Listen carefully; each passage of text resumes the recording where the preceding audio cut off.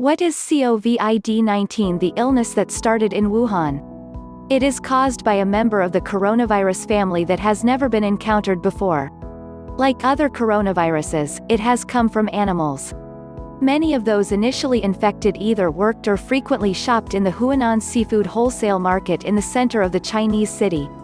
What are the symptoms this coronavirus causes? The virus can cause pneumonia. Those who have fallen ill are reported to suffer coughs, fever and breathing difficulties. In severe cases there can be organ failure.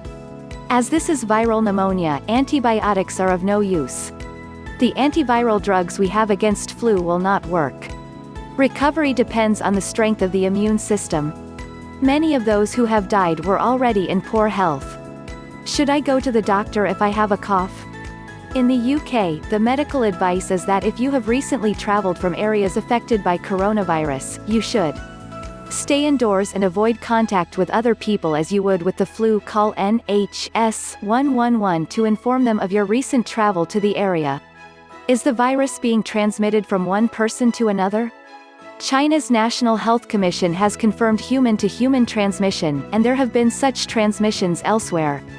How many people have been affected? As of the 25th of February, the outbreak has affected 80,000 people globally. In mainland China there have been 2,663 deaths among 77,658 cases, mostly in the central province of Hubei. More than 12,000 people affected in China have already recovered. The coronavirus has spread to at least 30 other countries.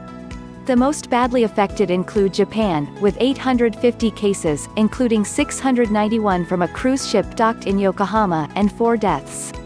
Italy has recorded 229 cases and 7 deaths, while South Korea has recorded 893 cases and 8 deaths. There have also been deaths in Hong Kong, Taiwan, France, Iran and the Philippines. There have been 15 recorded cases and no fatalities to date in the UK. Why is this worse than normal influenza, and how worried are the experts? We don't yet know how dangerous the new coronavirus is, and we won't know until more data comes in. The mortality rate is around 2% in the epicenter of the outbreak, Hubei province, and less than that elsewhere. For comparison, seasonal flu typically has a mortality rate below 1% and is thought to cause about 400,000 deaths each year globally. Sars had a death rate of more than 10%. Another key unknown is how contagious the coronavirus is. A crucial difference is that unlike flu, there is no vaccine for the new coronavirus, which means it is more difficult for vulnerable members of the population, elderly people or those with existing respiratory or immune problems, to protect themselves. Hand washing and avoiding other people if you feel unwell are important. One sensible step is to get the flu vaccine, which will reduce the burden on health services if the outbreak turns into a wider epidemic. Have there been other coronaviruses? Severe acute respiratory syndrome (SARS) and Middle Eastern respiratory syndrome (MERS) are both caused by coronaviruses that came from animals. In 2002, SARS spread virtually unchecked to 37 countries, causing global panic, infecting more than 8,000 people and killing more than 750. MERS appears to be less easily passed from human to human, but has greater lethality, killing 35% of about 2,500 people who have been infected. Is the outbreak a pandemic and should we panic? No. A pandemic, in WHO terms, is the worldwide spread of a disease. The spread of the virus outside China is worrying but not an unexpected development. The WHO has declared the outbreak to be a public health emergency of international concern. The key issues are how transmissible this new coronavirus is between people, and what proportion become severely ill and end up in hospital. Often viruses that spread easily tend to have a milder impact. Generally, the coronavirus appears to be hitting older people hardest, with few cases in children. Since you're here, we have a small favor to ask. More people, like you, are reading and supporting The Guardian's independent, investigative journalism than ever before.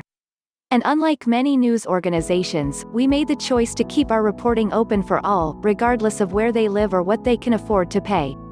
The Guardian will engage with the most critical issues of our time, from the escalating climate catastrophe to widespread inequality to the influence of big tech on our lives. At a time when factual information is a necessity, we believe that each of us, around the world, deserves access to accurate reporting with integrity at its heart.